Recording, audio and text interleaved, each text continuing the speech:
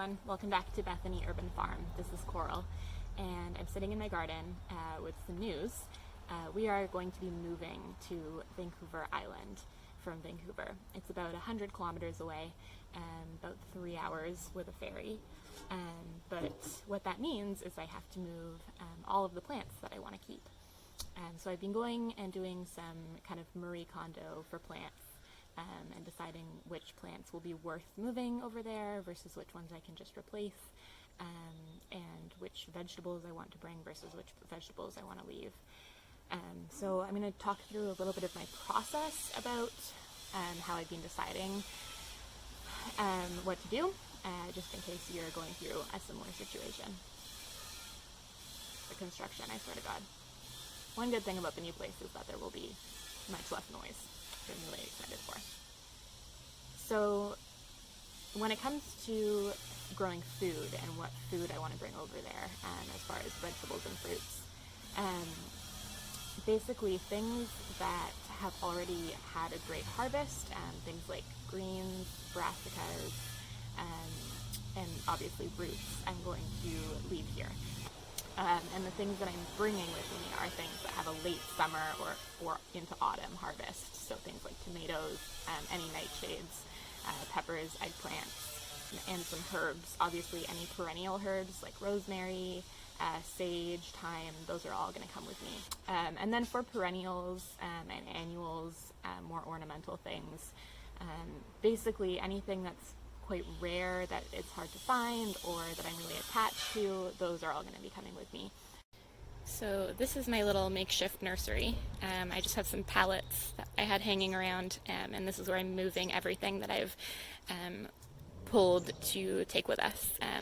But I do have to go through and double check that everything here is something that I really want to bring. So here I have one container of all of my annual flowers, so just some cosmos and some zinnias, just because they're so pretty and they just started blooming. This is a seashells cosmos. Here I have my coreopsis. This is one of my favorite flowers. It is just so stunning. It's a Lil Bang coreopsis, and the cultivar is Darling Clementine. I dug up some sunflowers that are little, just because I love them, and I think we're moving in with my niece, and I think that she'll really love them as well. I have some seedling trays, just 2 little seedling trays with some more annuals, some basil, and a couple little propagations that I'll bring as well because they're easy to move. This pot is a schizostylus. I'm going to put a picture of it here because they're really beautiful, and I got this last autumn right after it finished flowering, so it's never actually flowered for me yet, so I'm definitely keeping that.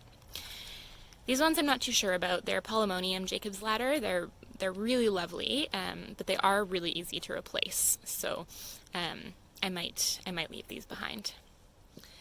This is my potentilla. This one I'm definitely keeping. I love it, and I have a really special attachment to it. It just finished flowering, which is why it's all cut back. And then here we have 6 tomatoes. I really messed up while I was transplanting these and didn't label them properly. Another perennial, this is lobelia. I think I'm going to bring this. It's little and it's really beautiful, and the hummingbirds love it. These are Tricertus toad lilies. They're quite rare, so I'm going to keep them, as well as this Dryas octopetala. This is also very special to me and very rare. My anemones, these did not transplant well, so just in case you are thinking of doing this, you can check out these leaves are just browning around the edges. This is just transplant shock. They'll be fine. But I will have to transplant them one more time because they're just in little nursery pots. So once I get to the new house, I'm going to have to either put them in the ground or put them in a bigger pot. This is my Nautia. Also just finished flowering, so it's looking a little bit ragged, but it's very, very beautiful. So I'm definitely keeping that one. Anyways, I won't go through the rest of them because there's a lot, but you can see that I've just kind of like pulled out the ones that are my favorites. Here's some more tomatoes, some more perennials. This is another one that didn't transplant well. These are Zosnaria, hummingbird trumpet. Yeah, they're just a little transplant shocky. But I think they'll be okay. This Krocosmia is one of my favorite things that I'm most excited for to bring with me, because it just looks, it's such a statement plant, and it kind of, when you have it in a big garden, it kind of just blends into the background, but having it in a pot, you can really make it a centerpiece. And it's very tall. It's like almost as tall as me.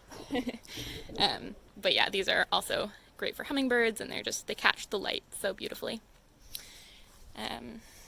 These are some more things that I'm bringing with me, some special things, some salvia. This is a special gladiolus called Gladiolus Adam. This is I thought it was a type of Krocosmia, but I think it might be a Tritonia. Anyways, really cool bulb. Pineapple lily. I do have to dig up some strawberries, but I feel so bad because the strawberries just got established into this beautiful strawberry patch. So I'm going to have to dig a couple of them up and then leave some behind, but hopefully I can establish a good patch at the new house as well.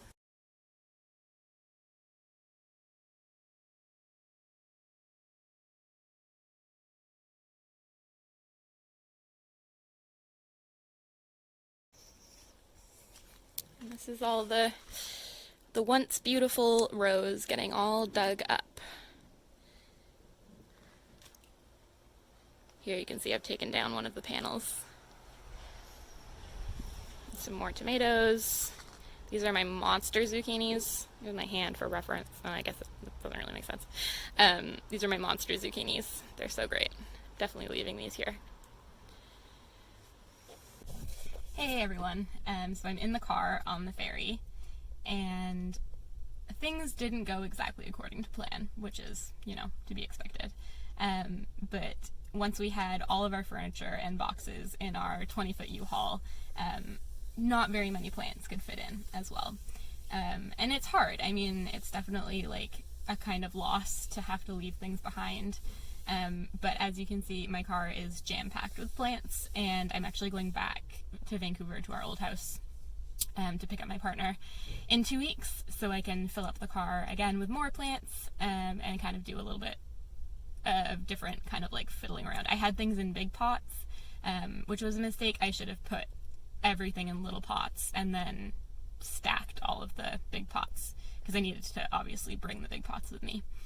But it's all a learning experience, and I'm glad that I have at least most of my garden. But I just wanted to check in here and then hopefully get some footage when we are unloading at the new house.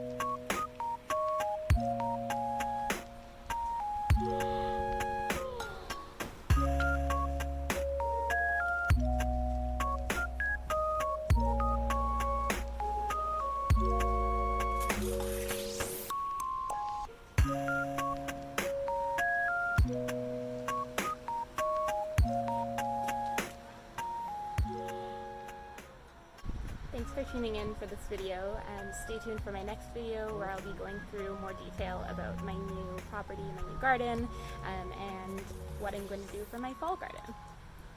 Talk to you soon. Bye.